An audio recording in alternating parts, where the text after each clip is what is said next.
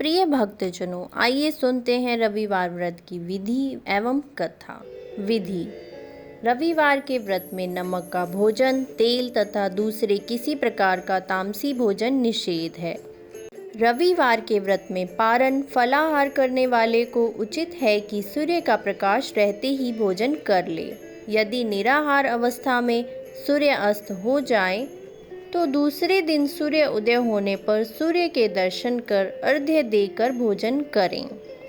व्रत में फलाहार हो या पारण, भोजन एक बार से अधिक नहीं करना चाहिए। व्रत के अंत में पूजन के पश्चात कथा सुननी चाहिए। इस व्रत के करने से अनेक प्रकार के विघ्न शांत होते हैं। राजसभा में मान सम्मान प्राप्त होता है। सब प्रकार के नेत्र रोग दूर हो जाते हैं एवं शत्रु का नाश होता है। व्रत की कथा इस प्रकार है। प्राचीन काल में एक बुढ़िया रहती थी। वह नियमित रूप से रविवार का व्रत करती। रविवार के दिन सूर्योदय से पहले उठकर बुढ़िया स्नान आदि से निवृत्त होकर आंगन को गोबर से लीपकर स्वच्छ करती। उसके बाद सूर्य भगवान की पूजा करते हुए रविवार व्रत कथा सुनकर सूर्य भगवान का भोग लगाकर दिन में एक समय भोजन करती। सूर्य भगवान की अनुकंपा से बुढ़िया को किसी प्रकार की चिंता व कष्ट नहीं था। धीरे धीरे उसका घर धन धान्य से भर रहा था। उस बुढ़िया को सुखी होते देख उसकी पड़ोसन उससे जलने लगी। बुढ़िया ने कोई गाय नहीं पाल रखी थी, अतः वह अपनी पड़ोसन के आंगन में बंधी गाय का गोबर लाती थी। पड़ोसन ने कुछ सोचकर अपनी गाय को घर के भीतर बांध दिया। रविवार को गोबर न मिलने से बुढ़िया अपना आंगन नहीं लीप सकी। आंगन न लीप पाने के कारण उस बुढ़िया ने सूर्य भगवान को भोग नहीं लगाया और उस दिन स्वयं भी भोजन नहीं किया। सूर्यास्त होने पर बुढ़िया भूखी प्यासी सो गई। प्रातःकाल सूर्योदय से पूर्व उस बुढ़िया की आंख खुली तो वह अपने घर के आंगन में सुंदर गाय और बछड़े को देखकर हैरान हो गई। गाय को आंगन में बांधकर उसने जल्दी से उसे चारा लाकर खिलाया। पड़ोसन ने उस बुढ़िया के आंगन में बंधी सुंदर गाय और बछड़े को देखा तो वह उससे और अधिक जलने लगी। तभी गाय ने सोने का गोबर किया। गोबर को देखते ही पड़ोसन की आंखें फट गई। पड़ोसन ने उस बुढ़िया को आसपास न पाकर तुरंत उस गोबर को उठाया और अपने घर ले गई तथा अपनी गाय का गोबर वहां रखाई। सोने के गोबर से पड़ोसन कुछ ही दिनों में धनवान हो गई।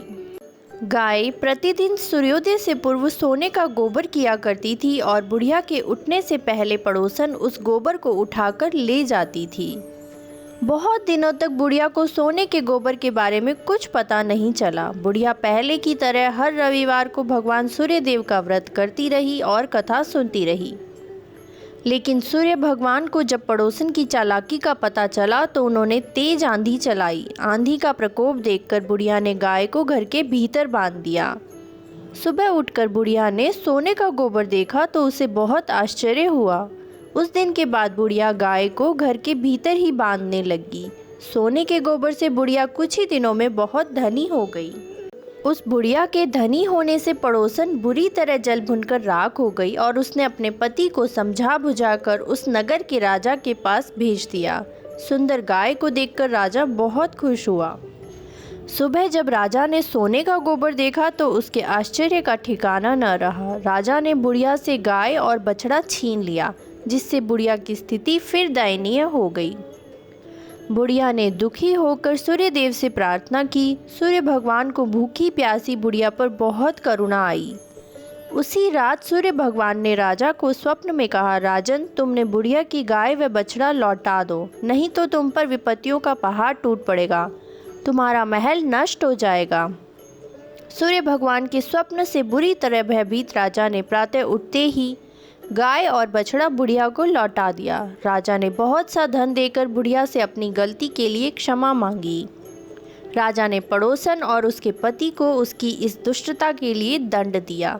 फिर राजा ने पूरे राज्य में घोषणा करवाई कि सभी स्त्री पुरुष रविवार का व्रत किया करें। रविवार का व्रत करने से सभी लोगों के घर धन धान्य से भर गए।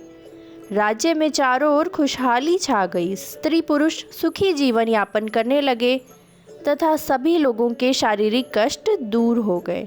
बोलो सूर्य भगवान की जय।